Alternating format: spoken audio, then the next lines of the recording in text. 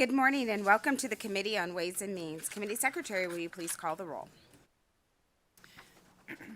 Assembly members Anderson, Beckus, Brown May, Dickman, Hayfen, Hibbets, Howdigi, Koenig, Mosca, O'Neill, Torres Fawcett, Watts, Yeager, and Chair Monroe Moreno. And I am here. Would you please mark Assembly Member Hafen and Assembly Member Yeager absent excused. Welcome to everyone who's joining us here in Carson City and in Las Vegas. Keep your fingers crossed that we keep internet connection today. It's going in and out, so we apologize for the delayed start. We will have public comment at the end of today's meeting, and if you're joining us and would like to call in, the number is 888-475-4499. Our meeting ID is 853-739-15204, and then please press pound. I'll remind those joining us in the audience and members to either turn off or mute your electronic devices.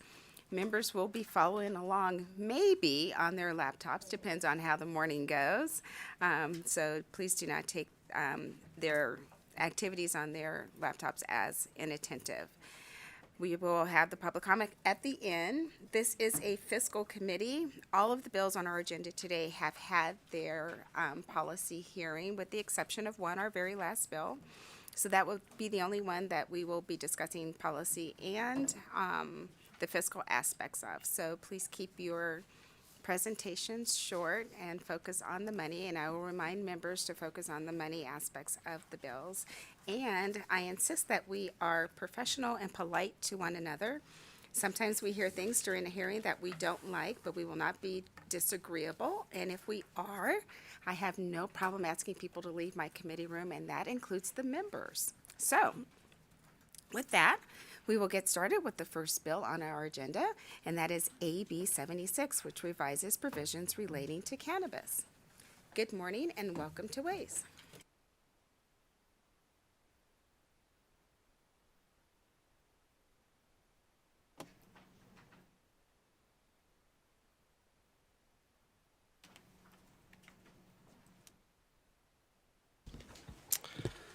Thank you, Chair Monroe Moreno, Vice Chair Bacchus, and members of the Assembly Committee on Ways and Means. My name is James Hum, and I serve as the Executive Director of the Nevada Cannabis Compliance Board. I have with me today our Deputy Director, Michael Miles, our Chief of Health and Safety, Kara Cronkite, and our Administrative Law Judge, Amy Meyer. It's great to be back in this committee after our budget presentation a few weeks ago. This agency-generated bill mainly addresses what I refer to as a run-the-agency bill. These are operational concepts that we have found would be useful to assist and streamline operations of the agency. These include changes to the administrative hearing process, clarification on the requirements of ID scanning at cannabis sales facilities, the definition of the synthetic cannabinoid. It adds language to allow for immediate temporary cease of operations due to imminent health hazards, consistent with other agencies enforcing public health. And it revises package size limits to be consistent with new possessions limits and industry demands. We're bringing forward a few amendments for you all to review. In an effort to streamline the presentation of the bill, I'd like to give a brief overview of why the amendment is coming forward and then walk you through each of the amended sections. After that, we'd be happy to take any questions about our proposed amendments and any additional sections of the bill the members might have questions about. The general intent of these amendments is to address industry and stakeholder interest in additional studies relevant to the cannabis industry, to make minor adjustments to final language to align with CCB intent, to provide clarifying language to address industry concern. Section 8.5, definition of label. This adds a section to provide a regulatory definition of label, which streamlines the statutes with what is currently in regs. Section 9.5 adds a section to provide regulatory definition of packaging, also to streamline with what we have in regs. Section 11, labeling of cannabis and cannabis packaging. This amendment includes language that requires packaging and labeling of cannabis and cannabis products. The board shall not require wholesale packages of cannabis or cannabis products to contain any label or tag other than a label or tag necessary to the functionality of the computer software used for seed to sale. Cannabis establishment to include any information on the label for cannabis or cannabis product that is already included on the package or cannabis product. This was brought to us by industry, and so we worked with them to work on that language as well. Section 12.3J pertains to information and data relating to any civil penalty paid pursuant to subsection 4.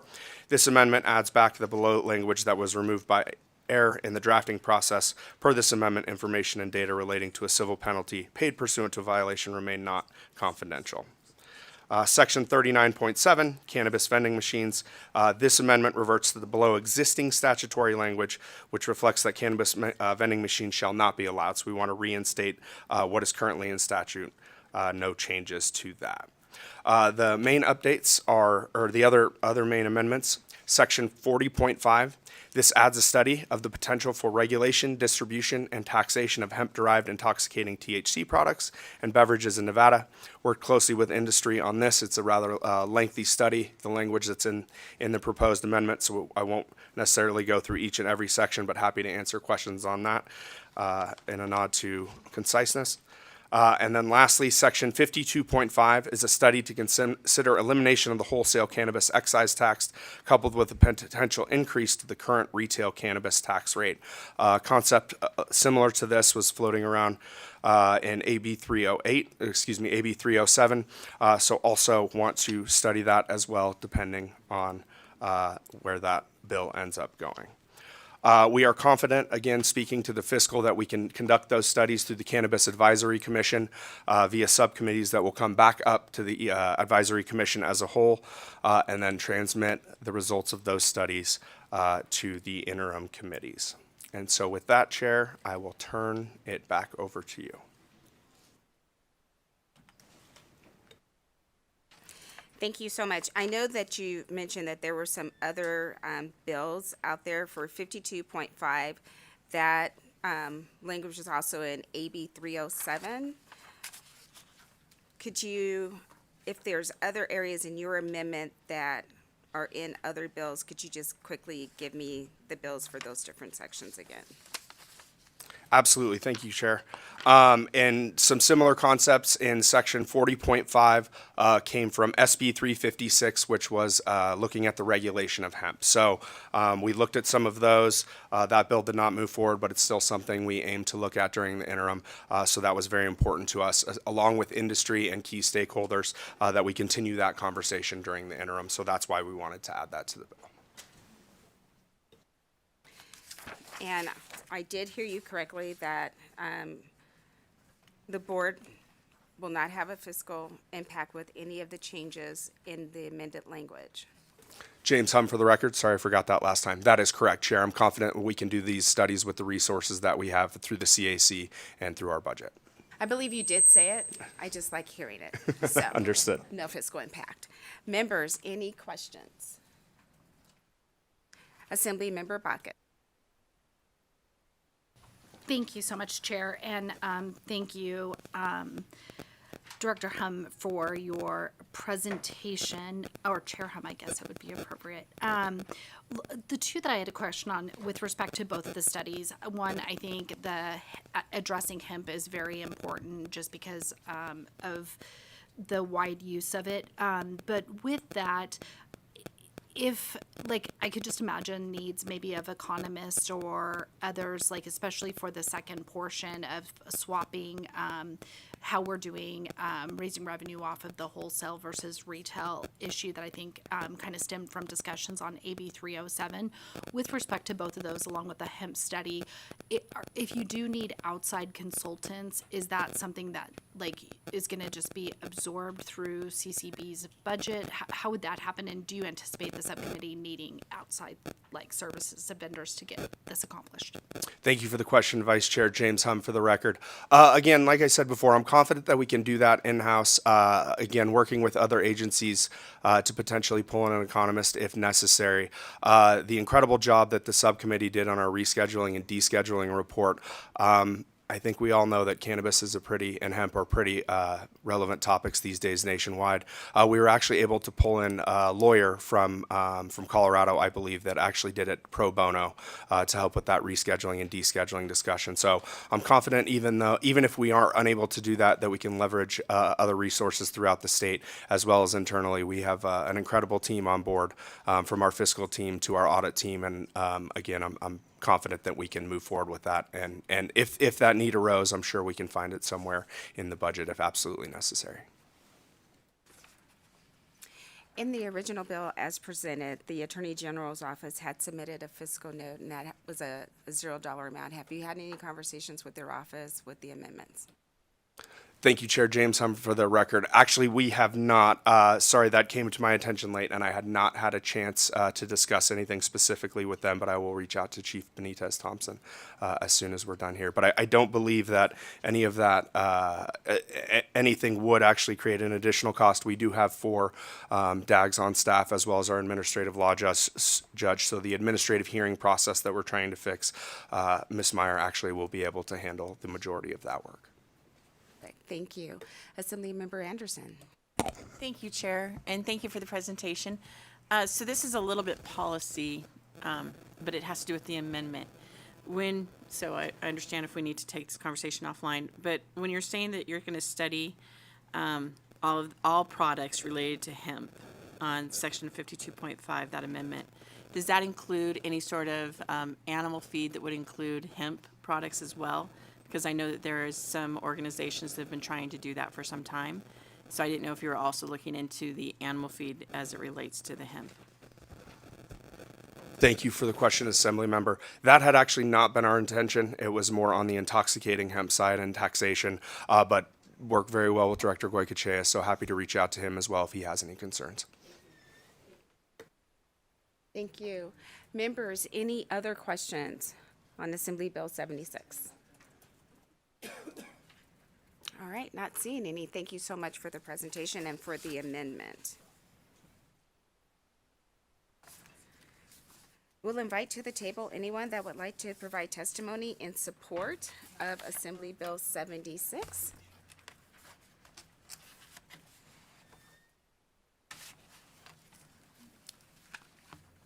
Good morning. Good morning. Esmeralda Vasquez, Esmeralda Vazquez, with Strategies 360 today on behalf of Cure Cannabis Solutions and CPCM Holding. And just wanted to say that we're in support on this bill. Thank you. Thank you. Not seeing anyone else approach the table here in Carson City, we'll go down to Las Vegas. Good morning. Good morning, Chair and members of the committee. Lake Martin, Executive Director of the Nevada Cannabis Association. And we want to thank the CCB for bringing the bill, and we are in support. Thank you so much. Not seeing anyone else at the table in Las Vegas, we will go to our phone lines. Broadcast, do we have anyone joining us by phone that would like to testify in support of Assembly Bill 76? Thank you, Chair. There are no callers to provide testimony at this time. Thank you so much. Then we will move to opposition. Do we have anyone that would like to provide testimony in opposition of Assembly Bill 76?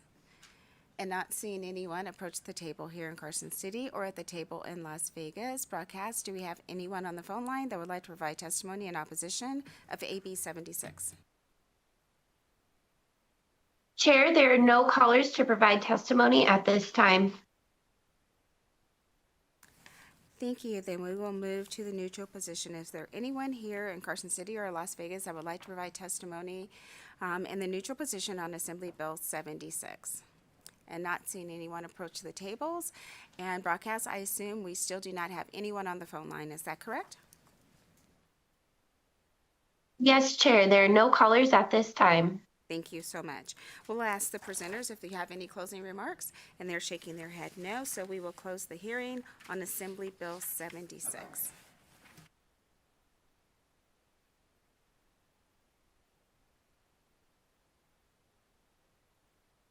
And members, we've just received 2 BDRs, so we're going to go ahead and introduce those, so we'll get those ready for the floor. And I will remind members that your vote today on these BDRs is not a vote in affirmative for the policy, but it's just to get them moving in the bill process.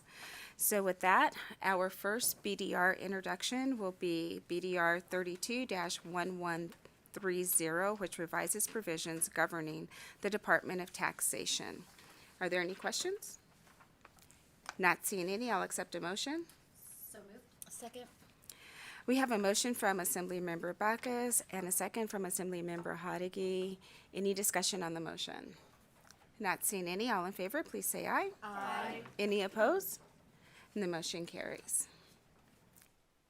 Our second BDR is BDR S-1223, which makes appropriations to the Interim Finance Committee for the costs associated with the implementation of the Enterprise Resource Planning System. Any questions?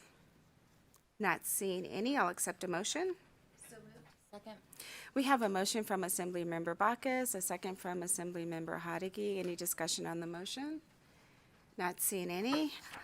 All in favor, please say aye. Aye. Any opposed? And the motion carries. Thank you so much. One moment.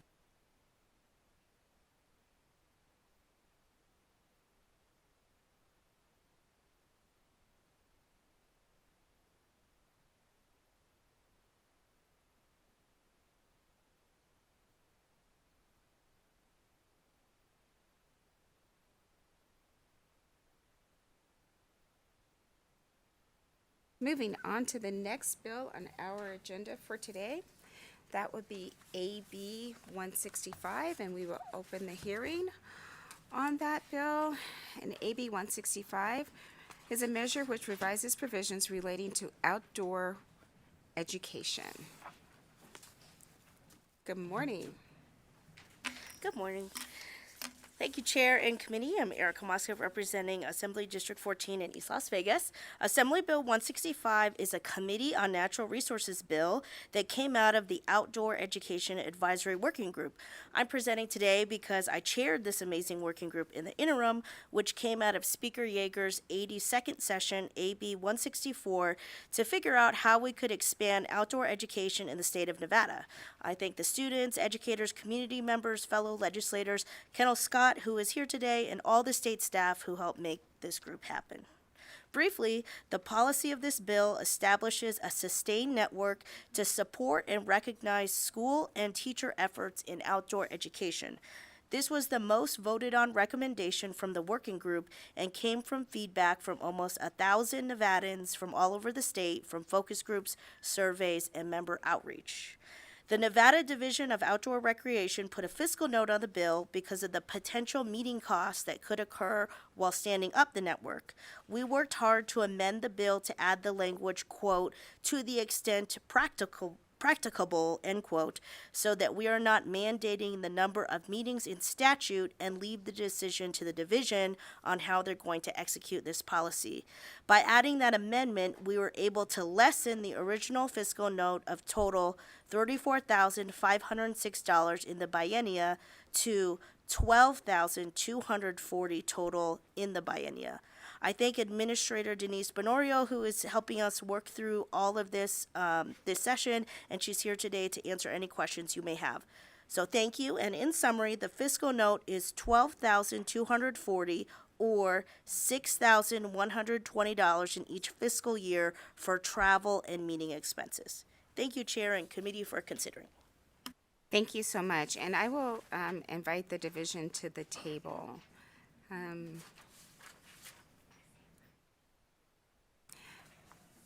And my question would be, do you have significant or sufficient resources to absorb that fiscal note, or will you be coming to IFC to look for additional funding to cover the cost of this bill? Thank you for the question. Denise Baronio, Administrator for the Nevada Division of Outdoor Recreation, for the record. We did not budget for this additional cost, so we would be going to IFC for the additional fiscal note. Do you have any other questions? All right, thank you so much.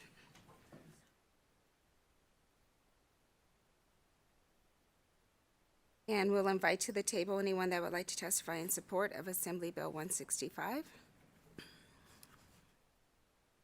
Good morning. Good morning, Chair and members of the committee. For the record, Christy Cabrera-Georgeson, Deputy Director of the Nevada Conservation League. We're here in strong support.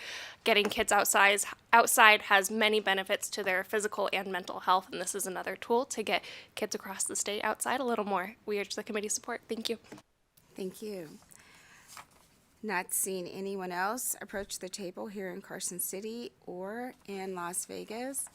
Broadcast, do we have anyone on the phone lines as of yet that would like to provide testimony in support of Assembly Bill 165? Chair, we have no callers on the line to provide support testimony. Thank you so much. Then we will move to opposition. Do we have anyone here in Carson City or Las Vegas that would like to testify in opposition of Assembly Bill 165? Not seeing anyone approach the tables at either location. Broadcast, do we have anyone on the phone line that would like to provide testimony in opposition of AB 165? Chair, we have no callers for opposition testimony. Thank you so much. We'll move to neutral. Do we have anyone that would like to provide neutral testimony on Assembly Bill 165? Not seeing anyone approach the table here in Carson City or in Las Vegas, and it is my assumption we still do not have anyone on the phone lines at this time. Is that correct?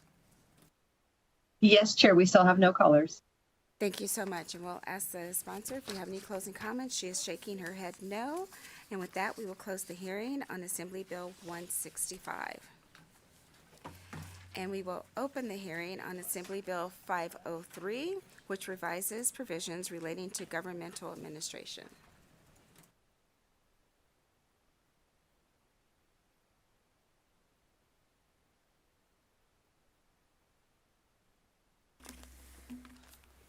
Good morning.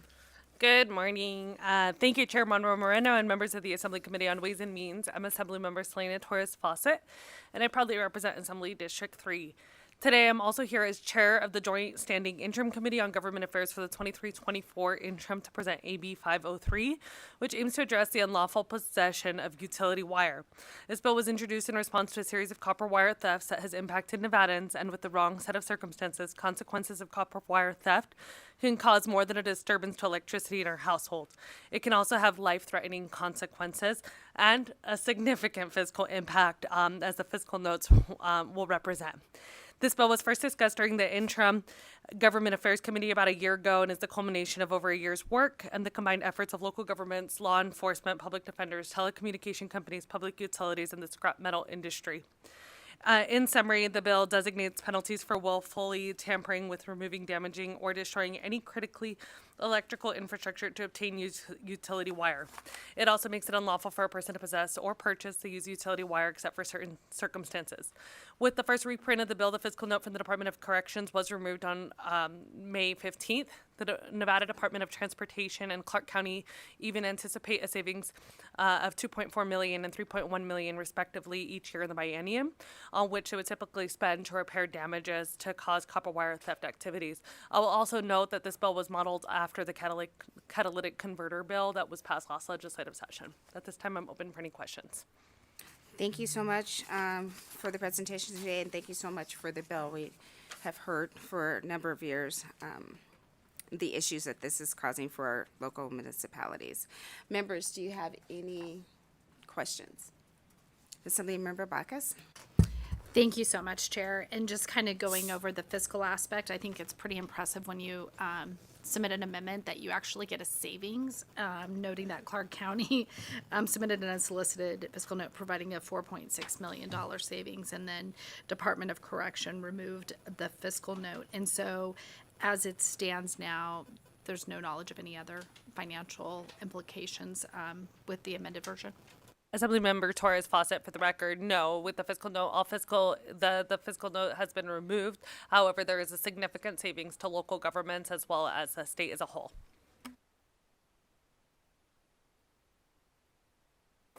Members, any other questions? All right, not seeing any. Thank you so much. We'll ask you to take a seat back and invite to the table anyone that's here to testify in support of Assembly Bill 503. Thank you, Chair. Members of the committee, Warren Hardy representing SA Recycling. We encourage you to support this meritorious piece of legislation. Thank you. Thank you. Good morning, Chair Monroe Moreno. For the record, my name is Taylor Avery, Taylor Avery, and I'm the Manager of Political Affairs for the Vegas Chamber. The Chamber is in support of the fiscal policy of this bill. Thank you. Thank you. Good morning, Chair Monroe Moreno and committee. For the record, Shelley Capurro representing Charter Communications, and we are in strong support of this bill. Thank you for making it onto your agenda. Thank you. Thank you. Good morning, Chair Monroe Moreno and members of the committee. Joanna Jacob on behalf of Clark County. As you noted, Assemblywoman Bacchus, we filed an unsolicited fiscal note to implicate the challenges that we have in Clark County as we repair the streetlights in response to constituents' complaints about dark streets. Then we fix it, and then all of a sudden it's down again. So this is an important piece of legislation, one that our Board of County Commissioners is in support of. So thank you for considering it, and we urge your support. Thank you. Thank you. You can go ahead. Marco Rauda, Marco Rauda, representing Las Vegas Recycling. We've been working with Warren on this for about a little over a year as well, and we were able to pass some ordinances in Southern Nevada. So we strongly urge you to please support this. The reason why we got involved is because a lot of the copper theft was happening on the east side, same neighborhoods where me and my partner Mo Dennis grew up in. So we're very happy, and we're also proud that we're helping support the state budget with some savings. So thank you. Good morning, Chair Monroe Moreno and committee members. I'm Joe Harrington, the Communications Director for NDOT. That is HARRINGTON for the record. NDOT expends approximately $4.8 million per biennium to address the copper wire theft issue, and that's speaking only to the fiscal aspect of this bill and not the safety one, which is, of course, paramount. We are in the support position today. Thank you. Thank you. Go ahead. Good morning, Chair, members of the committee. For the record, Anthony Ruiz, representing MB Energy. We are in strong support of this legislation. Thank you. Thank you. Not seeing anyone else approach the table here in Carson City and no one at the table in Las Vegas broadcast. Do we have anyone on the phone line that would like to provide testimony in support of Assembly Bill 503? Thank you, Chair. We have no callers for support. Thank you so much. We will move to opposition. If we have anyone here in Carson City or in Las Vegas that would like to testify in opposition of Assembly Bill 503, I invite you to the table. And not seeing anyone approach either table, we'll go back to the phone line. Do we have anyone that would like to provide testimony in opposition of Assembly Bill 503? Thank you, Chair. There are no callers for opposition. Thank you so much. We'll move to neutral. If there's anyone that would like to provide neutral testimony on Assembly Bill 503, I invite you to the tables.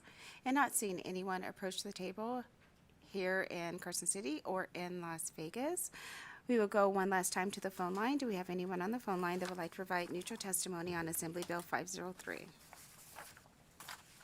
Thank you, Chair. We have no callers for neutral. Thank you so much, and we'll ask the presenter of the bill. She is shaking her head no for closing comments, so we will close the hearing on Assembly Bill 503.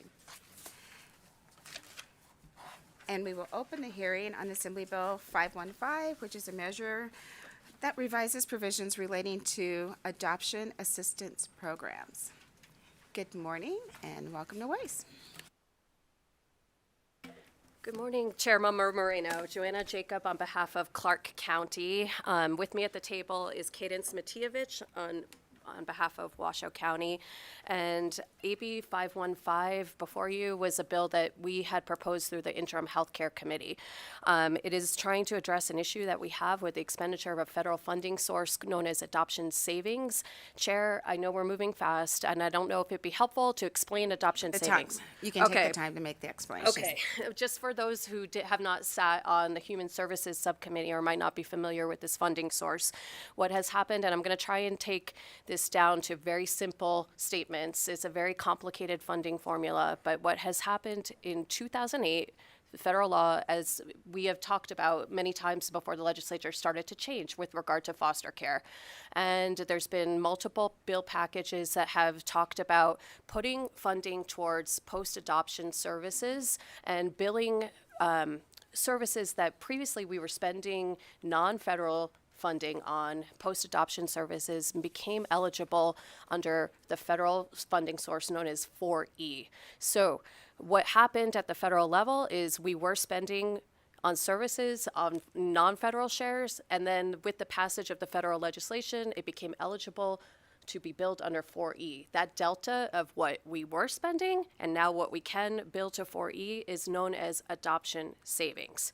Then the federal law changed again and said, we would like you to take that delta amount, that amount of adoption savings, and we're going to set it aside in a separate pool, which means we would like you to invest that back into the services. So, and that's a mandate at the federal level, that funding source goes back into post-adoption services and those types of funding sources. And then, in turn, to make it even more complicated, with that pool, 30% of that pool must be spent in a very specific way on post-adoption services, post-guardianship services, and then with the passage of the Families First Act, really services that are designed to prevent people from coming into foster care. What has happened through the years is that states really struggled with this change. As we've talked about this in other bills and before the session, is that this has been a sea change really for foster care agencies. And the federal government has asked the states now to report on how they are spending these funds. Nevada is not alone, that we have struggled to spend the funds. And I think that what we are trying to address in AB 515, you will see that we tried to give the counties and the state actually a little additional time to spend these funds because it is a mandate from the federal government that we spend it in a particular way. We met with DCFS yesterday. They are here with us today. Their fiscal note looks big, and I will tell you it's because this started to change in 2015, and the amount that we are supposed to spend on this category of services began in 2015 and has grown since then, and I'll explain why. Why is it growing? Because it is based on the number of eligible children. And so we started with older children that we would fund these services at age 16. And then as the years passed, we started to cover more children. Now in 2024, all the children are available that fall within this eligible category. So we're covering babies up to teenagers with these services. And the issue that we have, I'll just say it, we've been dancing around the issue of reverting to the general fund. That is the purpose of this bill, is we were trying to find additional flexibility because the state is really a pass-through for these funds. And they get the funds from the federal government, and then it passes through to Washoe and to Clark. Because of the timing of that, we have had difficulty in standing up programs. When we get funding at the end of the year, it's difficult for us to stand up programs, hire staff within 1 year, and then actually deliver and spend the money. So that's the issue that we've been trying to address.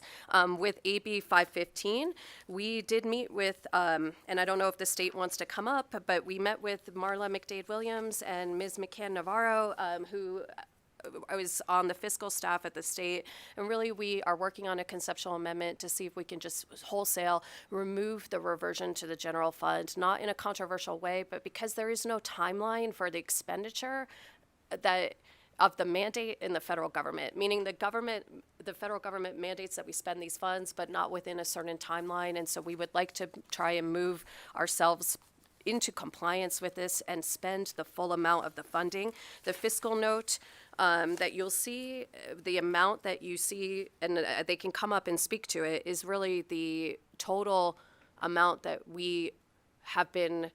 that the federal government has said that we should have spent on these services. And that is going to fluctuate from year to year because it's based on the number of children and the eligibility criteria and everything like that. But we're trying to get a handle on this, Madam Chair. And with that, I guess that we intend to submit an amendment to remove the reversion language in consultation after the meeting we had with the state yesterday. That will give the state and the counties if approved through this process, will give us a little bit more flexibility and move us more towards compliance in spending the funds as directed by the federal government. I'll see if Ms. Matievich has anything else to add. For Clark County, I guess I'll put our numbers on the record. For Clark County, we anticipate, because of our caseload, an annual expenditure amount that we're supposed to spend on these services of about $2.3 million. And then the liability of things that we were supposed to have spent in this way for us has grown to $15 million. And that is not in something that we can make up in this current legislative session, we understand, but I wanted to make sure that I put that on the record for this committee, that we intend to work with the state on a plan to address this, because we are reporting this to the federal government. We're reporting the amount that they have calculated and the amount that the state collectively has spent, and we do need to address this. I'll see if Ms. Matievich has anything else to add. Good morning, Chairman Monroe Moreno, members of the committee. For the record, my name is Cadence Matievich, CADENCE-MATIJEVICH, representing Washoe County. Just a couple of other points that I would like to add. I think it's important to put on the record so that the committee understands what these funds are spent on. So where we have been able to, in the last several years, put some of these monies back into our community, we're using them for things as basic as rent and mortgage, clothing, utilities, gas, groceries, but we also use it for things like extracurricular activities for families who have adopted kids, who may not otherwise have the means to allow kids to participate in ballet or other sports. And so really it's bringing additional funds to these families who have stepped up to take care of the most vulnerable of our youth. And so it's a great program, and we would really like to be funding it at the maximum level that we could. As Ms. Jacobs said, there are some mechanics that we think we need to work through. Removing the reversion is really important. If we get nothing out of this, that would be a major win. We also think that there are some mechanics of how we budget for this. In the budget process, we've talked before about some of the ways that the structure of our budget process and some of the rules constrain us. This is one of those places. This is a place where Washoe County this year had submitted a budget request that was not able to be included because of some of those limitations. So we think that there's some pieces there, and we look forward to the opportunity to work with your staff and with DCFS on perhaps some mechanisms by which there could be some true-ups mid-year. We could come to IFC, and if in fact we have more families that are eligible and we're generating more savings, that we could put those dollars to work more quickly rather than wait and continue this pattern that we have of building up an unfunded liability of funds that were mandated by the federal government to spend. And we're sitting here today with a liability of what we should have spent over the last 10 years of some $25 million. We recognize resolving the $25 million backlog is not something that we're likely to be able to do in the upcoming biennium, but we do feel like it's important to put some daylight on the fact that that exists and getting a plan into place to put those dollars to work for the families in our state in the biennium to come. Thank you. So Joanna Jacob, for the record, I think just to finish up, Chairman Moreno, our intent would be to submit an amendment to remove the reversion and then to work with your staff or with this committee on a plan. And we on this point, the state is we are in alignment with the state that we know that it may be a multi-year process and we may have to come back to you in the interim and next legislative session on the plan. But I think it's important to start creating a plan so that if we get into a situation where we have to respond to the federal government, that there is a plan in place. So that concludes my remarks, and we'll answer any questions that the committee may have. Thank you. Thank you. Before we go to members' questions, I'm going to invite the division to the table as well so that they can chime in. And I know that Clark County said that you're about $2.3 million annually, and then Washoe, what is the amount for Washoe County? Cadence Matievich, for the record. For fiscal year 24, we were $1.4 million. Thank you so much. Good morning. Good morning, Madam Chair. For the record, Marla McDade Williams. I serve as the Administrator for the Division of Child and Family Services in Nevada's Department of Health and Human Services. So I have Kelsey McCann Navarro here she can testify if needed to the fiscal note that we put forward about the unfunded liability for adoption savings. I think one of the things that contributes to it is we have to true up these dollars. So there is an amount of, they call it the penetration rate. And once we true up the amount of money that's available, we notify the counties that this amount of money is available. But it comes, in the process of a fiscal year, and with the limits right now in the bill on how on money reverting, they don't often know how much money is coming, and they don't have enough time to actually spend it. So that's contributing to the unfunded liability. But it is a process, so it's not like we know today how much money is going to be available for the next fiscal year. And so it's that process part that also is contributing to this. And I don't know how much more you want from us, but I'm happy to answer questions. With the removal of the reversion, would that be the first step in solving the problem? For the record, Marla McDade Williams, I believe it would be, because once the counties knew how much money was coming and they knew how much time they had to spend it, they could actually plan to spend it. Right now, with the reversion, it's like, well, we can't really develop a program around something when we don't have certainty with it. And then with the backlog that was mentioned in the testimony in the presentation, it appears that conversations have been started with you and the counties on how we can rectify that. Are you committing to continue coming up with a plan for that $25 million, whatever that number is, to work through that? We know we can't do it in this fiscal year, but a plan. For the record, Marla McDade Williams, we certainly are committed to working with everyone to figure out how to continue to put a dent in the unfunded liability. And, obviously the legislature will have to determine whether or not what we put together is reasonable. But yes, we are committed to working with the counties to develop a plan, as well as the legislature.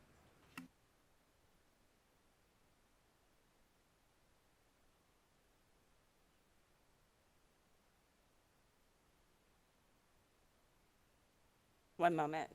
I'm trying to get a question answered before I ask you.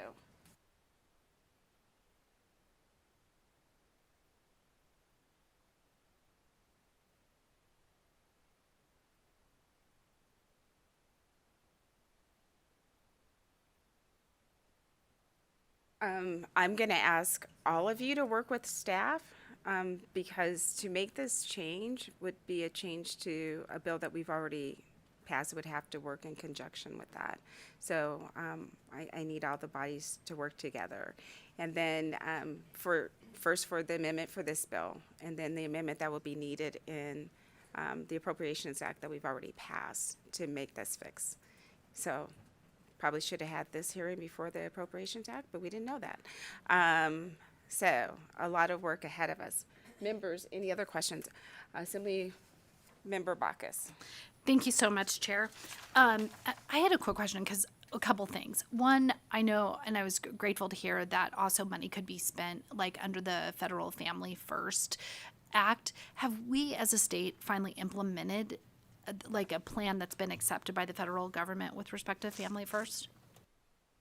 For the record, Marla McDade Williams, yes, we have.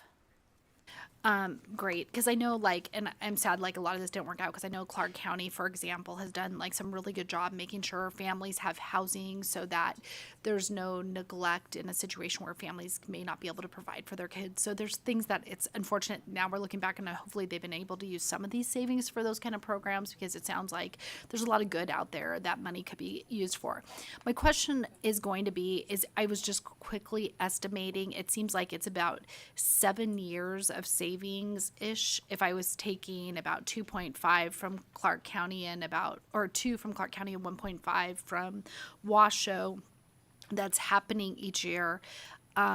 Do we have a time looking forward? Obviously the savings amount is 23 to 25 million, but as under the federal law, do we have a certain amount of time that we could spend that money? Obviously it just doesn't seem like helpful to do 23, 25 in like a biennium, even if we had it, but to spread it out to do long-term programming that could be a better help. So I'm kind of trying to figure out what that would look like. Thank you for the question, Councilman Canavar, for the record. Yes, there is no, there is no timeline. It's just gets carried forward as a liability, but we do, as of right now, the federal government has not given us a timeline of when the funding has to be spent by. May I have a chair? Thank you, Madam Chair, for a follow-up question. And then you all kept referring to coming to IFC. What would you be coming to IFC for? For the record, Marta McDade Williams, we would be coming to IFC to identify the amount of money that is available after the last true-up, so that instead of waiting every 2 years to come forward and propose a budget, we would come each year, this is the amount of money, and if the plan is appropriate, that money would then get appropriated to the counties for them to begin spending within a year rather than within the 2 years of the biennium. Thank you for that.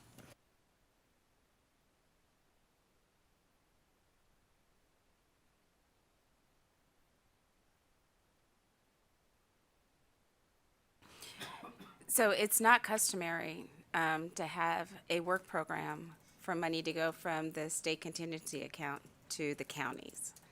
So as you work through a plan, we're going to have to come up with a better plan than that, because the state contingency account can't be utilized in that way.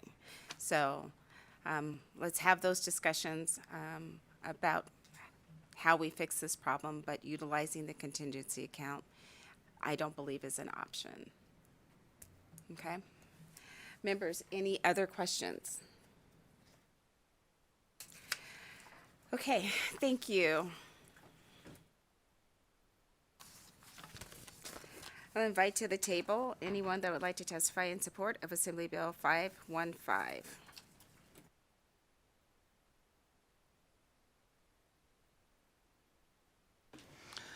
Good morning, Chair Monroe Moreno and members of the committee. For the record, Jennifer Berthiaume, that's Berthiaume, Government Affairs Manager at the Nevada Association of Counties, or NACO. NACO supports AB 515 with the proposed amendment.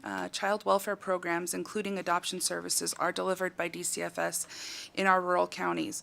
Counties across the state need these programs to be sufficiently funded so services can be delivered to address the needs of youth and families in our communities in the best way possible. Thank you. Thank you. Go ahead. Good morning again, Chairman Moreno. For the record, Cadence Matievich from Marshall County. In case it wasn't clear from my participation in the presentation, Washoe County is very much in support of this bill. If I may just take a moment to clarify a question that was asked about the timeline in which the unfunded liability has accumulated.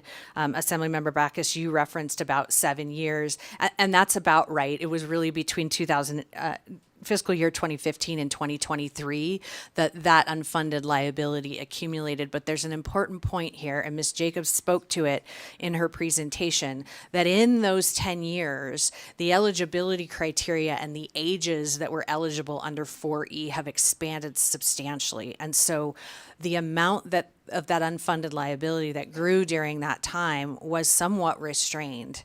And now is the time that we have got to stop growing that unfunded liability, because we have a wide group of eligible population, which is a wonderful thing that we're able to support infants to young adults.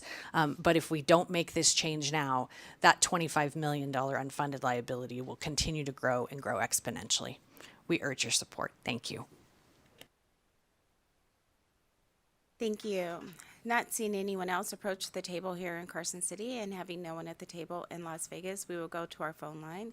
Broadcast, do we have anyone joining us by phone that would like to testify in support of Assembly Bill 515? Chair, we have no callers for support testimony. Thank you so much. We will move to opposition. Is there anyone that would like to testify in opposition of Assembly Bill 515? And not seeing anyone approach the table here in Carson City or at the table in Las Vegas, we'll go to the phone line again. Do we have anyone join us that would like to provide testimony in opposition of Assembly Bill 515? Chair, we have no callers for opposition testimony. Thank you so much. Then we will go to neutral. Is there anyone that would like to provide neutral testimony on Assembly Bill 515? Welcome back. Good morning, Councilman Canavar. For the record, I am the Administrative Services Officer for the Division of Child and Family Services. I just wanted to testify that our fiscal note, it reflects the unfunded liability. Thank you. Thank you so much. Not seeing anyone else here at the table in Carson City and no one at the table in Las Vegas. We'll go to the phone line one last time to see if we have anyone that would like to provide neutral testimony on Assembly Bill 515. Chair, we have no callers for neutral testimony. Thank you. We'll ask the presenters if they have any closing remarks. And they're shaking their head no. So with that, we will close the hearing on Assembly Bill 515. And we will open the hearing for Assembly Bill 533, which is a measure that revises provisions relating to education.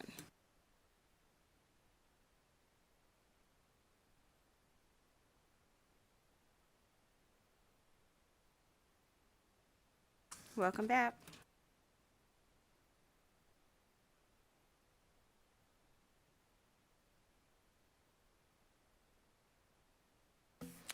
Thank you, Chair Monroe Moreno and members of the committee. I'm Assemblymember Selena Torres Fawcett for the second time today, representing Assembly District 3, and I'm here to present AB 533, which establishes an open enrollment policy allowing public school students the opportunity to apply to a public school outside where they are zoned for under certain circumstances.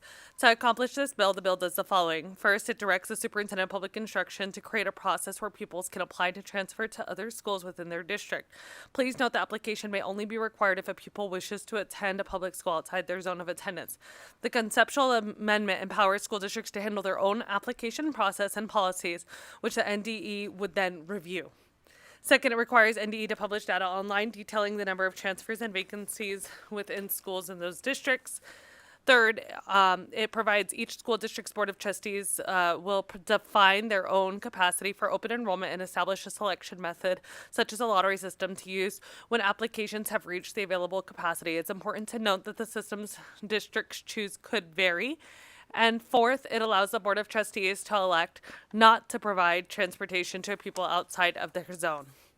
Chair, if you'll allow, I'll walk the committee through the conceptual amendment that I am proposing following the ongoing discussions with NDE, the districts, and the Opportunity 180, which would remove the fiscal note. The communication of the fiscal note removal with the amendment was emailed to our committee staff on May 12th of 2025. Section 2.3A, as amended, directs the Superintendent of Public Instruction to establish the process for reviewing the district and open enrollment applications and create guidance for the enrollment policies. The intent is to give the superintendent and NDE the power to establish the standards for open enrollment and give districts the power to create their own policies that fit their own needs.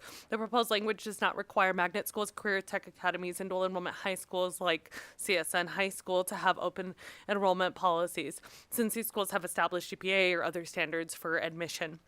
Section 2.3C requires that vacancies within public schools are posted by both NDE and districts quarterly instead of monthly to align with grade reporting requirements. Third, we are adding a provision to Section 2.3 giving NDE the power to adopt regulations as necessary to carry out this act. Fourth, we remove Section 2.8 regarding the reporting of transportation resources for openly enrolled pupils. And fifth, in Section 2.9A, we strike the definition of capacity and reprint one and instead create guidelines for methodology that districts shall use to determine capacity and publish those guidelines online. I would like to conclude by thanking the districts, NDE, and Opportunity 180 for their continued work. We first started working on this piece of legislation late last year, and we have met multiple times a week, it feels like, in order to come to this place where I think we have everybody's either support or neutrality. Thank you. Thank you, and thank you for the amendment. And I just want to make sure that as far as the transportation, the bill gives the districts the option to decide if they want to provide transportation to those receiving a zone for variance. It's not requiring them to provide it, correct? Assemblymember Torres Fawcett, for the record, that is correct.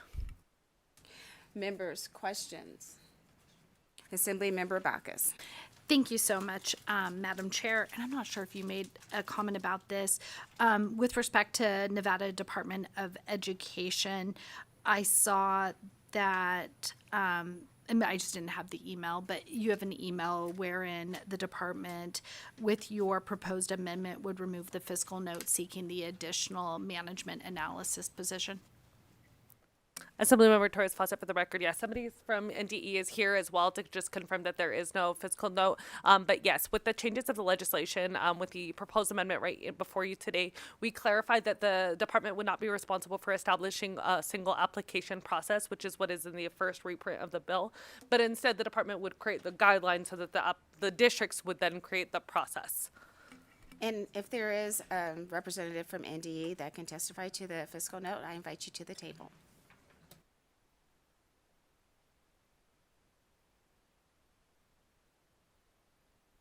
Good morning, Chair and members of the committee. Zachary Khan, Khan, for the record, representing NDE, Nevada Department of Education. I'm happy to report that we worked with Chair Torres Fawcett on this bill, and the amendment will remove our fiscal note. Thank you. Assemblymember Bacchus. Thank you so much, Madam Chair. And my follow-up is for Mr. Khan. The amendment does provide just that regulations need to be enacted or proposed by, I guess they don't really, proposed by a Department of Education. You guys can absorb that work internally with the existing staff and don't plan to come to IFC to make a request for an additional position to be able to do those regulations? Zachary Khan, for the record, as I understand it, it gives us the authority to do so. Yes, ma'am. Assemblymember Torres Fawcett, for the record, just to clarify too, that specific language was a request from NDE because otherwise they would not have the authority to create the regulations necessary to oversee, and so they like that to be very clear in statute.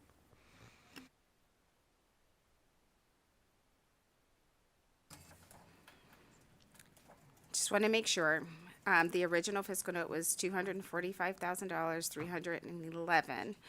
I'm kind of feeling like NDE is becoming the new DMV with a fiscal note on every bill, and I want to make sure that you have the capacity to do this program without adding a new staff member to your staff, and you will not be coming to IFC to seek funding for a new position or to do the work for this bill if it were to pass. Zachary Khan, for the record. Yes? All right, cool. All right, I'm going to hold you to that. All right. Members, any other questions? All right, not seeing any. Thank you so much. We'll ask you to take a seat back, and we'll invite to the table anyone that would like to testify in support of Assembly Bill 533.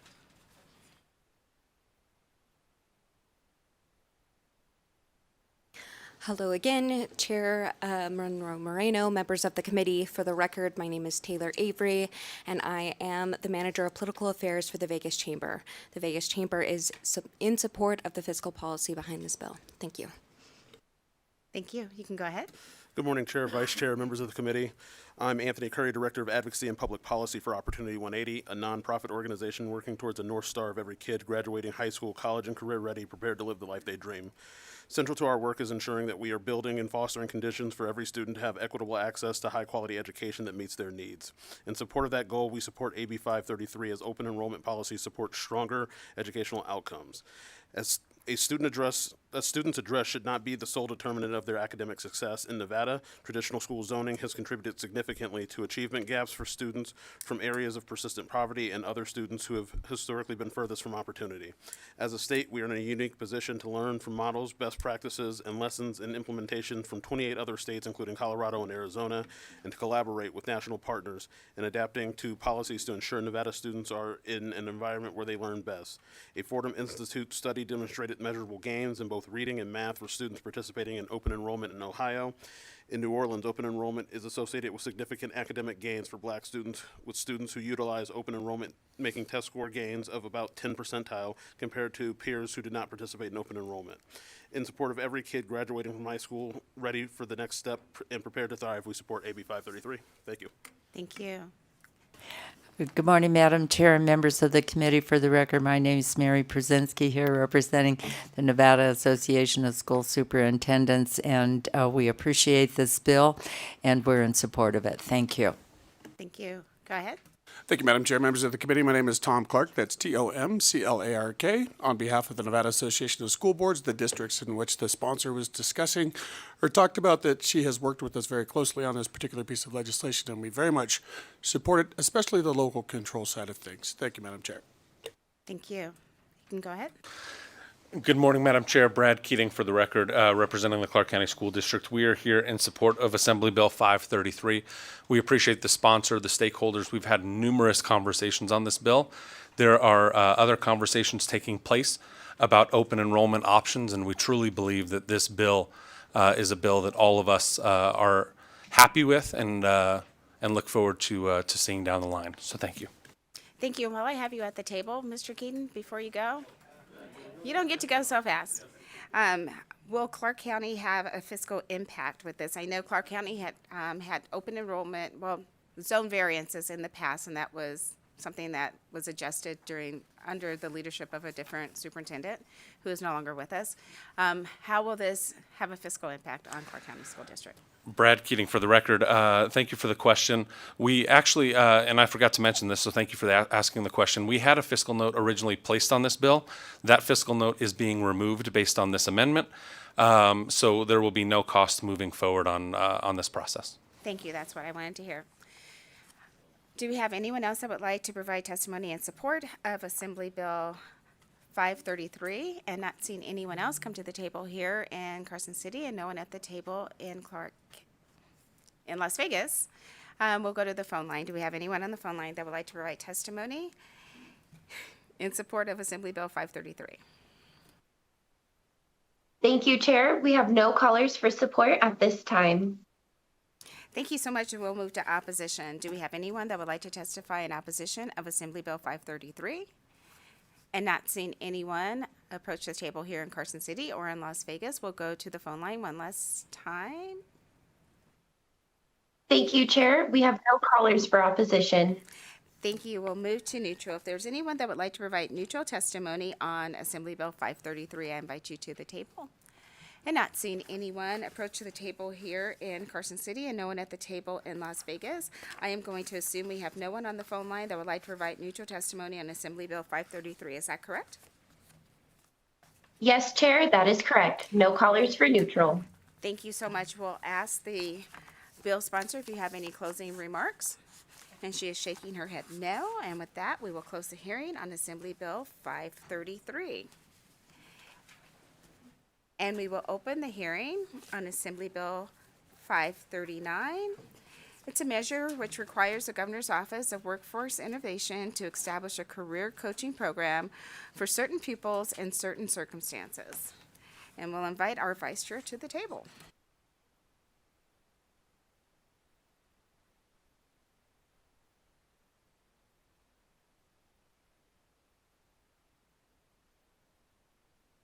And for the record, Assemblymember Hafen is able to make it to the meeting, so if we can add him to today's attendance.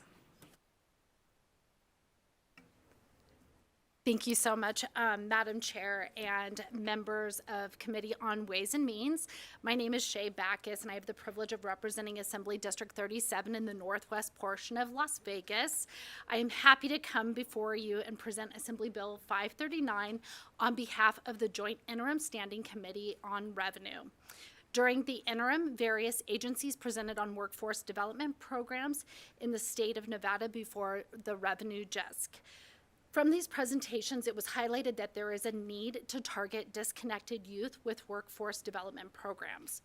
In Workforce Connections presentation, it introduced career development programs in Maryland and Mississippi, which provide career development support in middle and high school levels as a potential model for programs for disconnected youth in Nevada. Based on these suggestions, Revenue JESC recommended to draft this instant bill, focusing on middle schools in an effort to make sure youth were aware of various opportunities offered by Nevada high schools. I wish that, and obviously I'm here for the fiscal impact and not the policy portion. I wish that I was savvy enough to make a request to include language that is contained in the bill, providing that it is to the extent that money is available. But I did not come up with that, and I will give credit to our legal for the drafting process for this language. In light of conversations that I had with Director Sewell of Dieter, there may be a way that this bill could be implemented upon existence of funding. With that, I have prepared a proposed amendment that does not make it mandatory, changes the oversight, and provides priority to middle schools premised upon zip codes having the highest unemployment to provide guidance to Dieter for implementation if funding is available. I'd like to thank the committee and obviously Chair Monroe Marino for your consideration of AB 539, and I stand ready for any questions. Thank you so much for the presentation. I do see that the Office of Workforce Innovation is in the room. If someone would like to come to the table and join our presenter. Are you guys sitting apart? You get 2 phone a friends. I do. So my first question, and other members may have some more, can you carry out this program for the placement of the career coaches in the middle schools and the amended language as amended, the memo was presented today, through your existing resources? For the record, Chris Sewell, Director of Dieter. With the amendment, it changes it from Owen, which is a division in Dieter, to Dieter as a whole. And by utilizing Dieter as a whole, we can then bring in our rehabilitation division, our employment security division, and work with whether it's, and I'm just going to throw NDE or another agency or even a private entity, and braid funding. So yes, I believe we can do it without going into general fund monies. I know they're very tight right now, but I believe we can do that. At this point in time, I'll have to wait until the session ends to find out how much extra money we would have. But I think with the way the language in the bill of funding as available makes it much easier, and then we can work with other agencies and within Dieter as a whole to try to braid funding. Perfect. Thank you for that. And I know that Dieter also does a lot of work with community organizations. Would this be something you could also partner with other community orgs, nonprofits, that type of thing too? You create the program and they enact it? For the record, Chris Sewell, thank you, Chairman, for the question. Yes. The short answer is yes. We work with many nonprofits, and I believe we can probably, and that's something if with the change of going to as a whole to Dieter, I believe we have that opportunity to braid those funding mechanisms. Members, any questions? All right, not seeing any. I thank you. And the second phone a friend didn't have to say anything, but thank you for being here. Second phone a friend is very glad for that. We'll invite to the table anyone that would like to testify in support of Assembly Bill 539.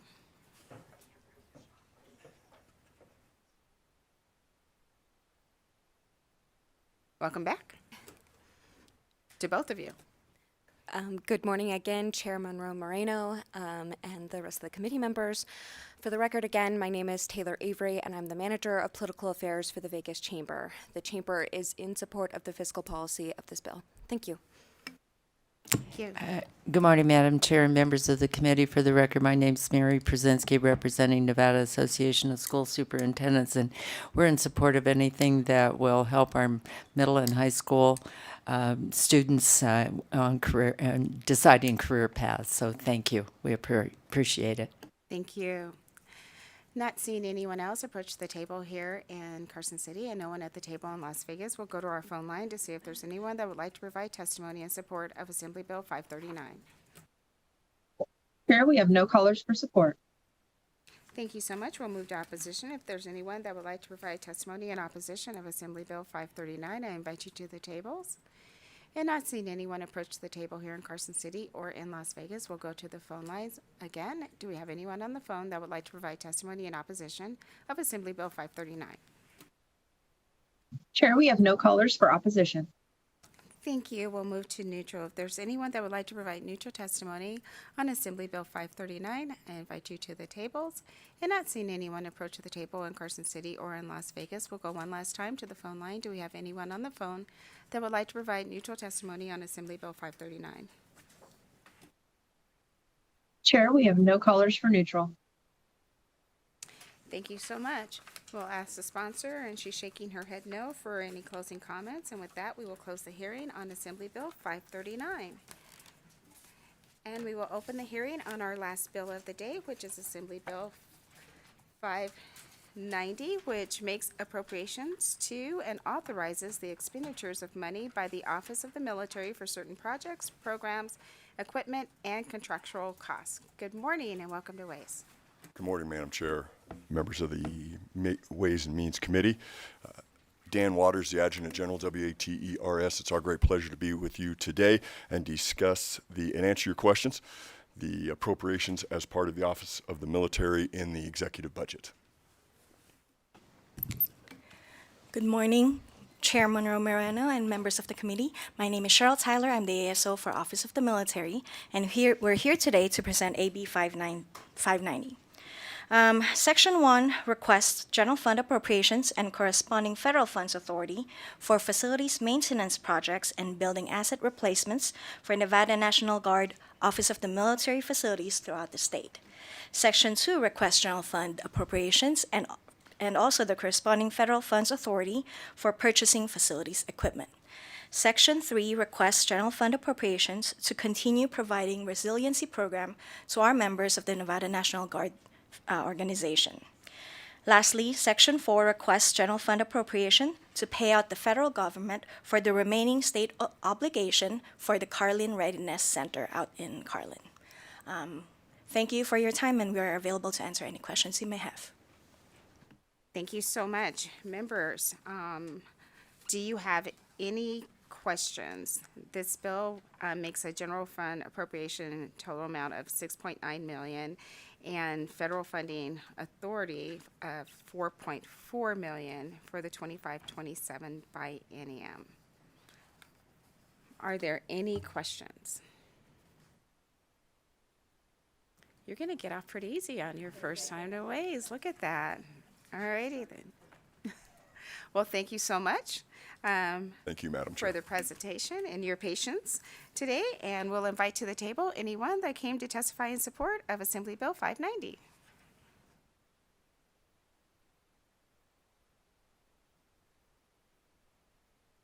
Good morning.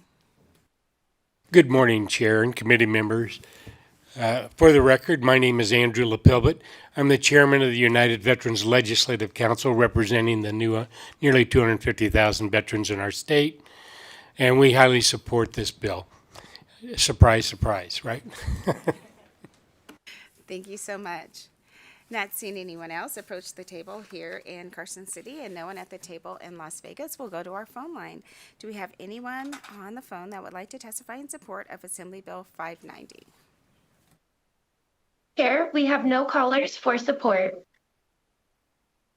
Thank you so much. Then we will move to opposition. Is there anyone that would like to provide testimony in opposition of Assembly Bill 590? And not seeing anyone approach the table here in Carson City and no one at the table in Las Vegas, we'll go to the phone lines again. Do we have anyone that would like to testify in opposition of Assembly Bill 590? Chair, there are no callers for opposition. Thank you so much. And we'll move to neutral. If there's anyone that would like to provide neutral testimony on Assembly Bill 590, I invite you to the tables. And seeing no one approach the tables in either Carson City or Las Vegas, we'll go to the phone line one last time to see if there's anyone that would like to provide testimony in neutral on Assembly Bill 590. Thank you, Chair. We have no callers for neutral. Thank you so much. And we'll ask the presenters if you have any closing comments. And they're shaking their head. All right. With that, we will close the hearing on Assembly Bill 590. And members, that was the last bill on our agenda for today, and that takes us to the last item on our agenda, which is public comment. If you'd like to provide public comment, I invite you to the tables here in Carson City and in Las Vegas. And if you'd like to join us by phone, our number is 888-475-4499. Our meeting ID is 853-739-15204. And then please press pound. I'll remind anyone that would like to provide public comment that your comments are limited to 2 minutes. And not seeing anyone approach the table here in Carson City and no one at the table in Las Vegas, we'll go to the phone line to see if there's anyone who's joined us to make public comment today. Thank you, Chair. Our public line is open and working. However, there are no callers to provide comment at this time. Well, members, that takes us to the end of our agenda, and we will not have a second meeting as of today, but I will remind you all that we do have our committee party later today, and I will require dancing if you want to eat. So with that, this meeting's adjourned.